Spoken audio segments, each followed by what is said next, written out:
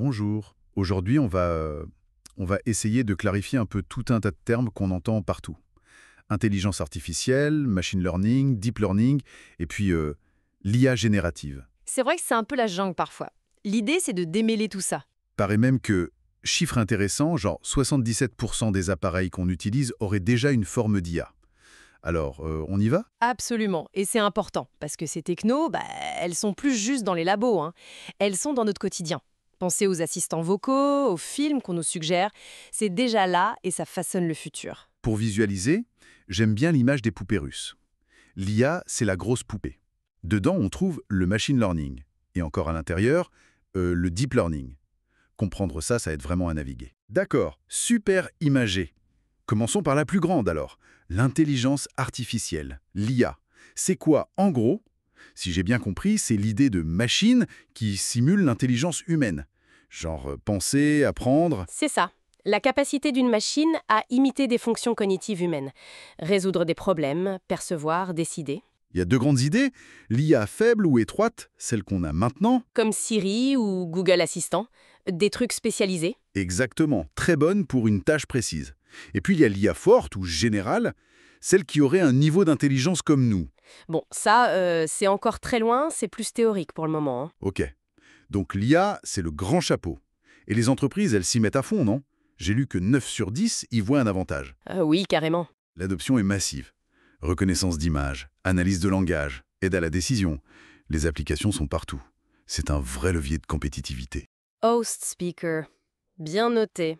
Alors, sous ce grand chapeau IA, on trouve la deuxième poupée. IA, le machine learning, l'apprentissage automatique. Là, le truc clé, c'est que la machine apprend, sans qu'on lui dise tout. Tout à fait.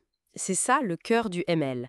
La machine apprend à partir des données qu'on lui fournit, elle dégage des patterns, des règles, par elle-même. On parle d'apprentissage supervisé quand les données sont étiquetées, on lui montre des exemples, Genre, ça c'est une photo de chat, ça c'est un chien. voilà, ou pour prédire le prix d'une maison avec des exemples passés.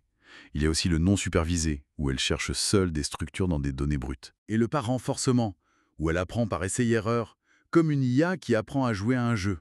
D'accord, et ça sert à quoi concrètement, ce ML?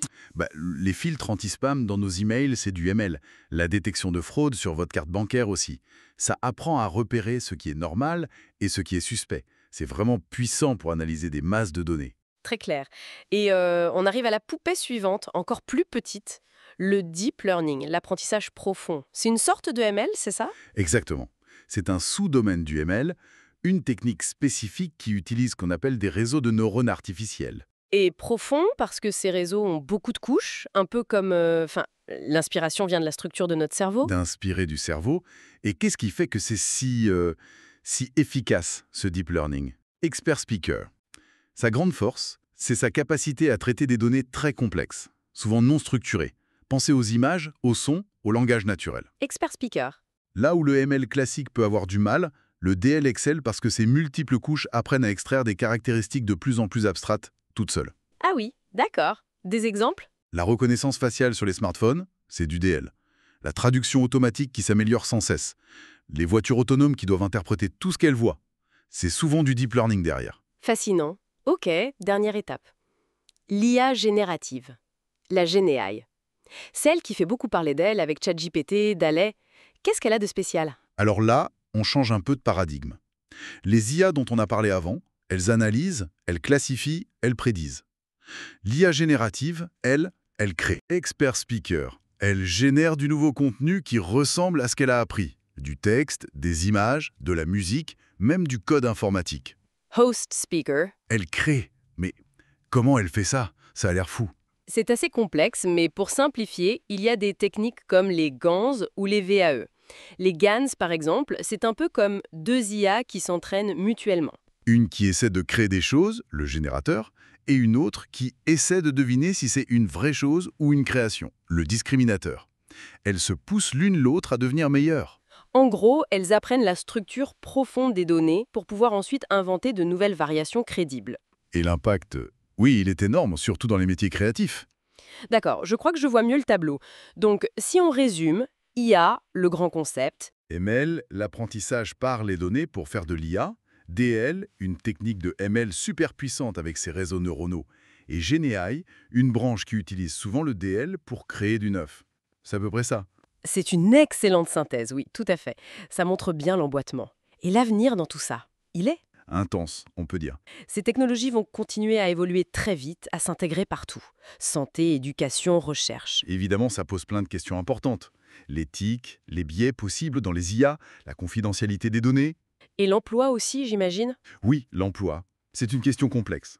Certaines sources parlent de création nette d'emplois, comme ces 12 millions d'ici 2025 liés à l'IA, mais ce qui est sûr, c'est que beaucoup de métiers vont devoir s'adapter, se transformer. Comprendre ces bases, c'est déjà un pas pour pouvoir participer à ces discussions et s'adapter. Exactement. Absolument. Donc IA, ML, DL, Gen AI, des concepts différents mais très liés qui changent notre monde sous nos yeux. Le principal, c'est de comprendre de quoi on parle. Exactement. Et ça ouvre une dernière question, peut-être, pour la réflexion. Maintenant que l'IA générative peut créer de l'art, de la musique, des textes bluffants, qu'est-ce que ça va changer à notre propre définition de la créativité humaine? Est-ce qu'on accordera la même valeur à une œuvre selon qu'elle vient d'un humain ou d'une machine? C'est un débat passionnant qui ne fait que commencer.